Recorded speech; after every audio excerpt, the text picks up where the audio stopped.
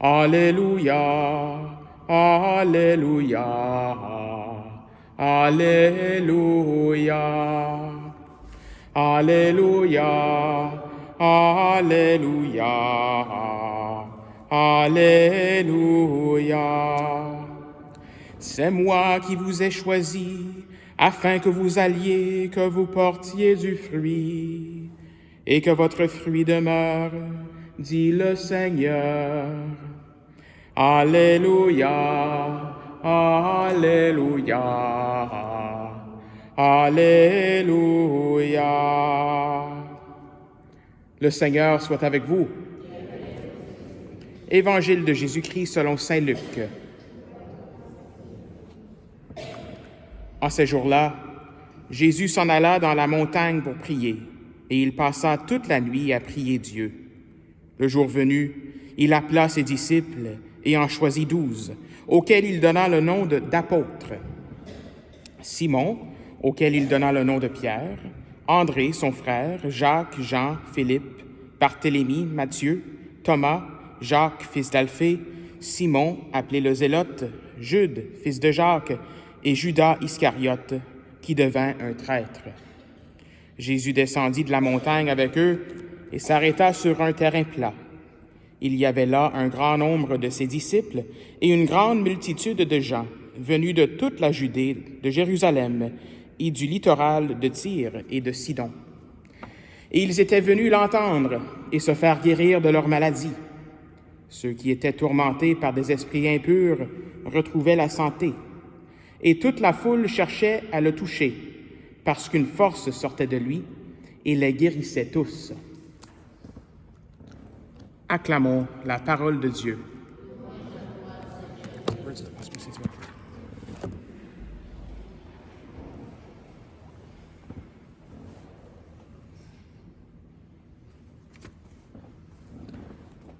J'avais pas vraiment mon ordinateur pour préparer mon homélie hier, donc pour aujourd'hui, donc c'est pour ça que j'ai mon petit téléphone aujourd'hui.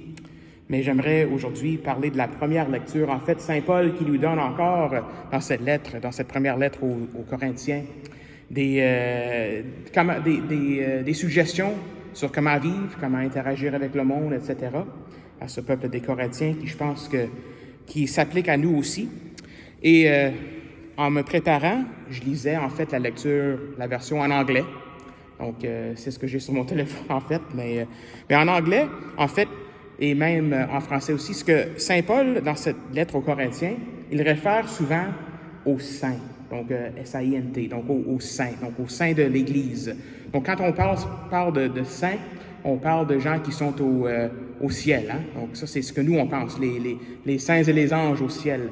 Mais Saint Paul, lui, quand il parle de saints, il parle de la communion des saints, il parle de l'Église. Il parle de l'Église. Il réfère à l'Église quand on parle de saints. Et ici, en fait, dans la première lecture, Saint Paul utilise le mot « les fidèles ». Donc, tout ça pour dire que ce mot « saint », ça veut dire, en fait, ce mot, ça veut dire être mis à part. Comme Église, comme communion des saints, comme peuple de Dieu, nous sommes un peuple qui est mis à part. Et ça veut dire que le Seigneur attend à ce qu'on vive d'une façon...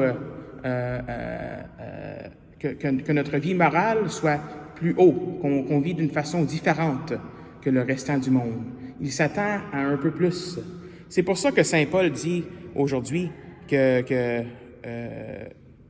c'est déjà un échec pour vous d'avoir des litiges entre vous. Des litiges, ça c'est quand on y va à la cour, quand on a une dispute ou bien quelque chose contre notre frère ou sœur, on va en cour et puis devant un juge et puis ça c'est une litige. Ça c'est la façon du monde pour régler les choses. Mais Saint Paul voit ça que c'est pas vraiment bon qu'on fasse ça, même entre chrétiens, même entre frères et sœurs dans le Christ. Et c'est pour ça qu'il mentionne cela. Mais l'autre chose aussi, c'est que Saint Paul il dit aux chrétiens comme, OK, si vous allez là, vous choisissez des juges, des personnes qui sont païens. Ce n'est pas des croyants que vous choisissez pour juger ces choses-là. Ce sont des personnes païennes, des cours païennes. Donc, Donc, c'est un peu ça que Paul veut dire, c'est qu'on devrait, comme chrétiens, pouvoir régler nos propres affaires, si on veut. Ça nous rappelle un peu de l'Évangile de Saint Matthieu. Tu sais, si on a quelque chose contre notre frère ou notre sœur, on va directement vers cette personne, on lui en parle. Si ça ne fonctionne pas, on implique 2, 3 autres personnes, 2, 3 autres frères ou sœurs, et ensuite, on essaie de régler ça. Mais si ça fonctionne pas, là, on va voir l'Église, on implique l'Église. Toujours en essayant d'arranger nos choses à l'interne, hein? Donc, comme frères et sœurs dans le Christ. Et je pense aussi, si on regarde ça dans notre propre monde, implicitement, on a aussi comme ce désir en nous, qu'on arrange nos affaires, nos problèmes, nos difficultés entre nous. Ou même, si on va voir un médecin, par exemple, tu sais, c'est pas discriminatoire, mais je pense que il y en a d'entre nous qui aiment ça quand que notre médecin se trouve être un catholique ou bien un chrétien, quelqu'un qui est un croyant ou une croyante, ou bien un avocat, quelqu'un qui croit en Dieu, quelqu'un qui a les mêmes valeurs que nous, ou même si on y va au coiffeur, à coiffeuse, tu sais, puis on commence à parler de la foi, tu sais, il y a comme quelque chose de différent là. On aime ça quand on est entouré des gens qui sont des croyants. Et c'est pas que les personnes qui sont pas croyants, qui sont pas catholiques, c'est pas qu'ils font un moins bon job, c'est pas qu'ils sont moins bons comme docteurs ou comme médecins ou comme enseignants, enseignantes. Ils peuvent être des meilleurs enseignants, des meilleurs docteurs aussi, des meilleurs médecins. Il faut être ouvert à ça. Mais c'est que quand on a des gens qui sont dans notre profession de foi, qui ont nos propres valeurs, qui ont nos valeurs, c'est comme eux ils ont les mêmes valeurs, ils ont la même perception de la personne humaine, et ils peuvent aussi prier pour nous. Hein? Ça, c'est une bonne chose. Ils peuvent aussi prier pour nous. Alors, tout ça, ça ne veut pas dire qu'on refuse des services des gens qui ne sont pas catholiques. Tu sais, en effet, le Seigneur nous demande l'opposé. Ces 12 apôtres qui sont appelés aujourd'hui, apôtre veut dire envoyé, c'est un messager, quelqu'un envoyé. Donc, le Seigneur nous appelle à quelque chose d'autre. Nous formons un peuple mis à part, oui, la communion des saints, mais les frontières sont ouvertes pour que tout le monde se joigne. Si nos frontières sont ouvertes, on veut que l'Église s'agrandisse, on veut que la communion des saints s'agrandisse. Alors moi, il y en a peut-être qui ont remarqué, je me suis fait couper les cheveux hier, donc je suis allé au coiffeur, et puis, donc tu sais, on peut être, pour des gens qui ne sont pas croyants, on peut être des lumières dans ces situations-là. Souvent, la personne, on fait du small talk, comme on dit en anglais, on parle des petites affaires, elle me demande, mais qu'est-ce que tu fais dans la vie? Alors, je suis un prêtre, et puis je portais pas mon col romain pour aller faire couper les cheveux, ça salit le gilet, etc. En tout cas, mais tu sais, on parle de ça. Donc, on peut être une lumière autour des gens qui sont devant nous. On peut évangéliser même avec les gens qui sont autour de nous, avec les gens qui ne sont pas nécessairement des croyants et des croyantes. Et ça, c'est tout ce que un des documents du Vatican II, un des documents conciliaires, ça s'appelle Lumen Gentium, lumière aux nations.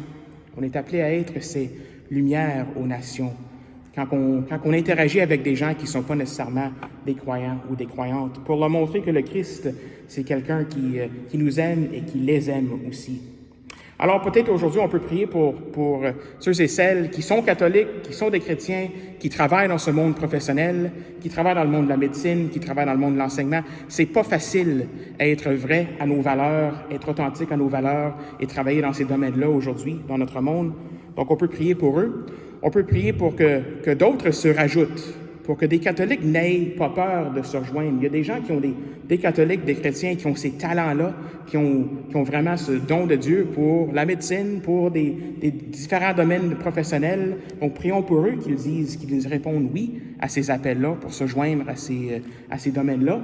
Et pour que nous tous aussi, que nous soyons ces lumières parmi les nations, peu importe où nous sommes, peu importe avec qui nous interagissons dans ce monde qui souvent est rempli de personnes qui ne croient pas, ou des personnes qui ont besoin de l'espérance.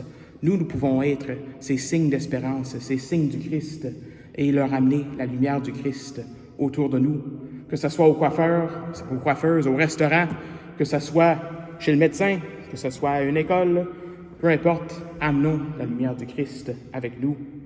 Amen.